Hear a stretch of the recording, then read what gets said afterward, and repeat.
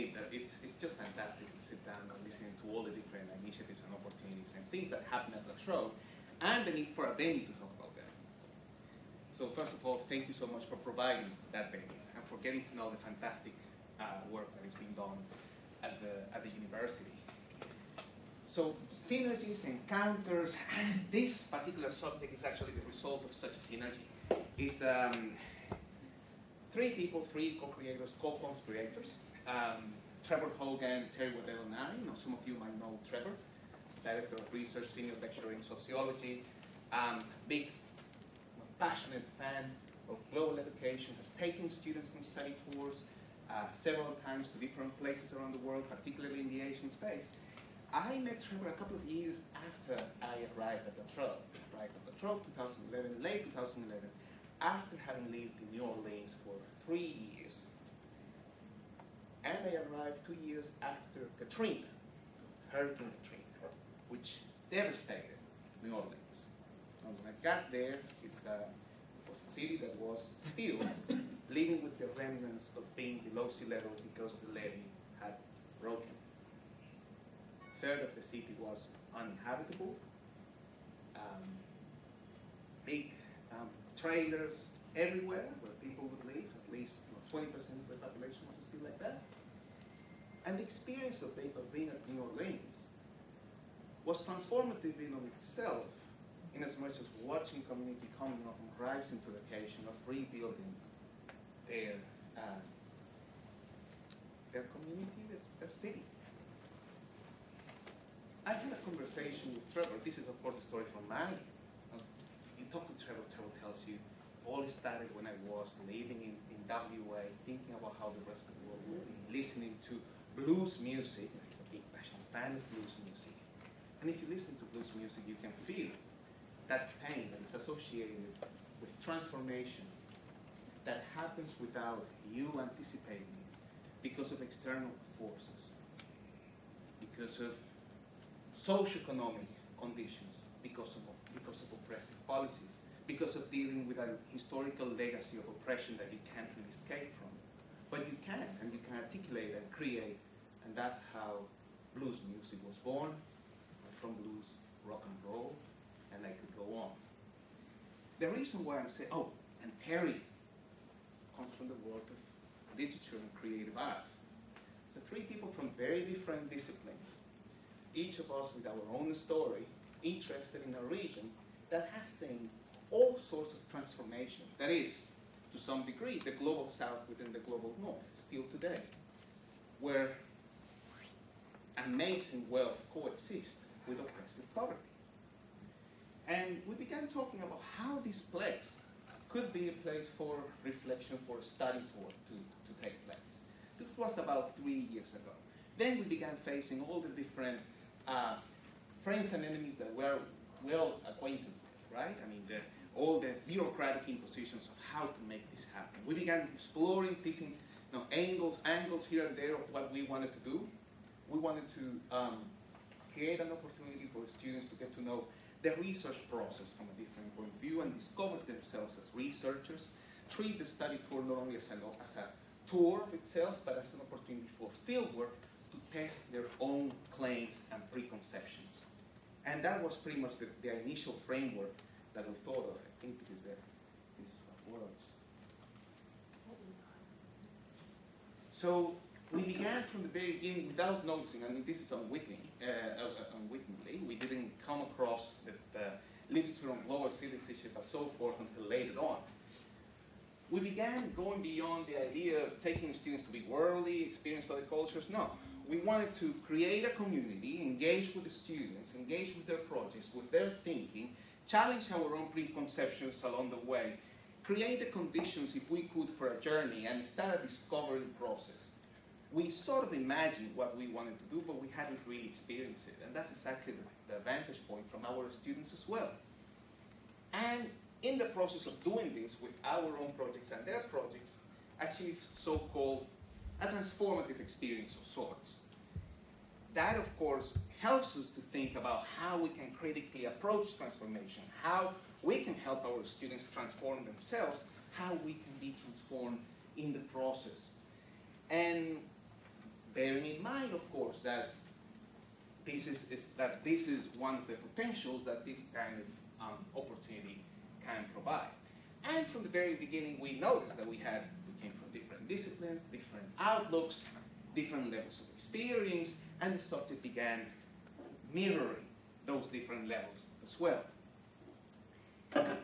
So two things that began happening again organically. One of them, we began reaching out.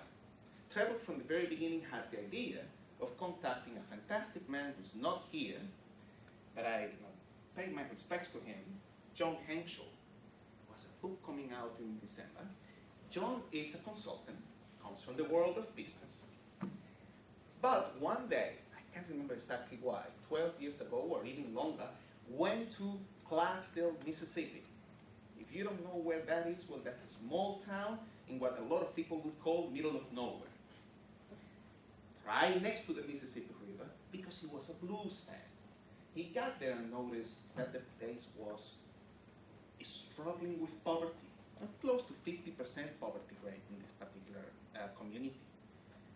Even if it had all the potential for being well known beyond the realms of that community. So he began working with the locals, powers that be and community forces to create a plan to revitalize Clarksdale, which was at least partly endorsed. Nowadays, when you go, for example, to Clarksdale, you're going to find the Australian flag flying there. John has actually bonded with the community to such a degree that he's a citizen of Clarksdale as well. And he quickly bonded very well with us. I mean, he understood more or less what we were after. He became a vivid part of the teaching team as well. Along the way, we also thought, well, if we're going to do research, who is a better partner than PhD students and master's students, HDR students? So one of the innovations of the tour was to actually reach out to a group of HDR mentors. In 2016, our first iteration, we had four mentors. One of them is standing right next to you. I've brought it as an example.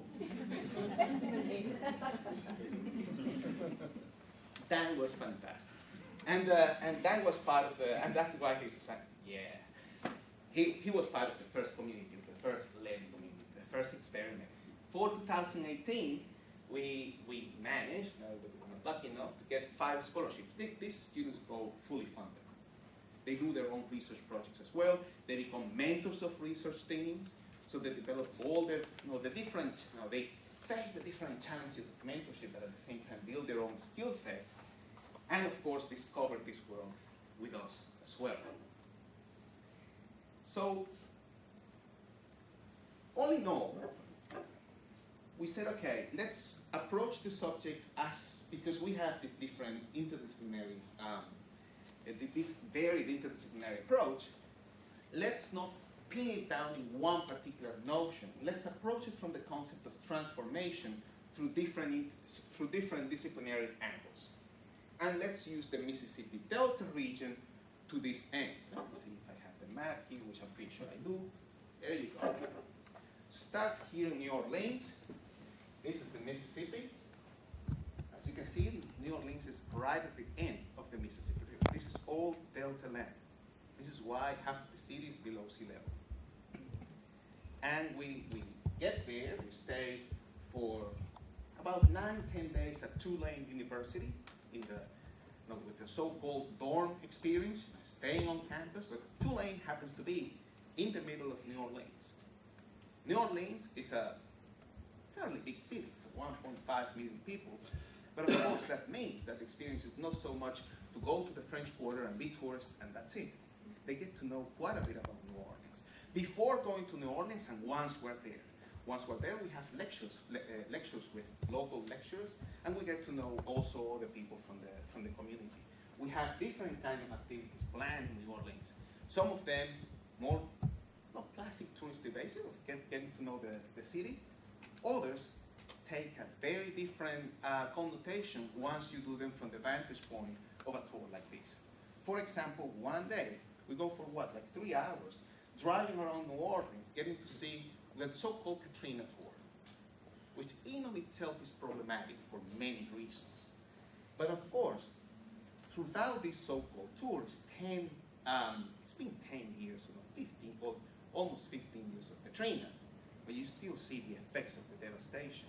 And I can tell you the collective power of only that particular experience, of when we drive up the levee, and all of a sudden we see Lake Concentrate here and the houses here. And people go, oh. Because all of a sudden you realize that at that moment, the magnitude of what had happened. From there we visit plantations along the way of different kinds, with different kinds of perspectives, some of them critical, some of them not. And students began, and all of us, realizing a different kind of experience that starts challenging as well some premises about where all this wealth had come from, how it had happened, to what degree our knowledge actually incorporates it in a productive way. We get to the Civil War side of Vicksburg. We do a similar exercise with the Civil War. All of this before getting to Clarksdale. Clarksdale is here.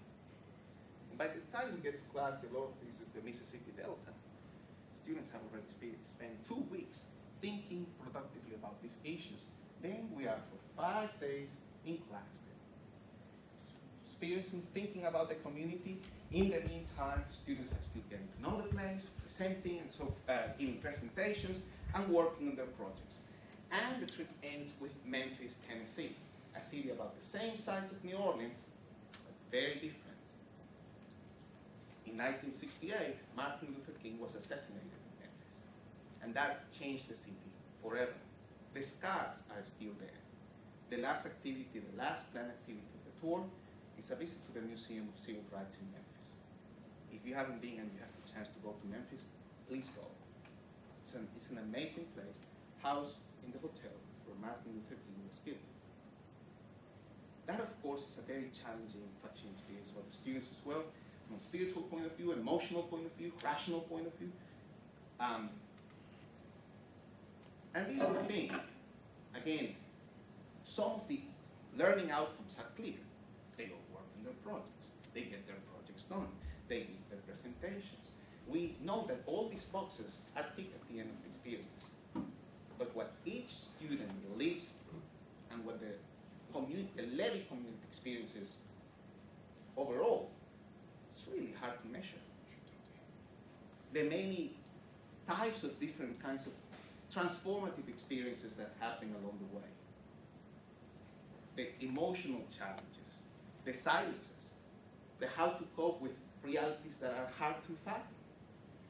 One thing is to watch movies or read about Trump supporters from far away.